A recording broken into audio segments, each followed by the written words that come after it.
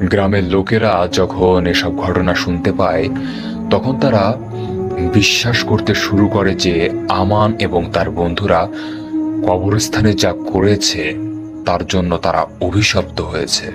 গ্রামের বৃদ্ধরা পরামর্শ দেয় যে এসব ঘটনা থেকে মুক্তি পেতে হলে বিশেষ প্রার্থনা ও ধর্মীয় রীতিনীতি পালন করতে হবে। অবশেষে গ্রামের এক অভিজ্ঞ ইমামকে ডেকে আনা হয়। তিনি কবরস্থানে গিয়ে কিছু ধর্মীয় আচার অনুষ্ঠান করেন।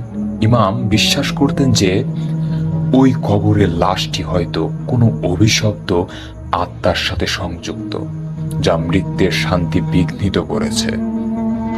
ইমামের নির্দেশে তখন সেই কবরকে নতুন করে পূর্ণ রীতির মাধ্যমে শুদ্ধ করা হয় এবং ধর্মীয় দোয়া পড়ে মাটি দিয়ে আবার পুনরায় ঢেকে দেওয়া হয়।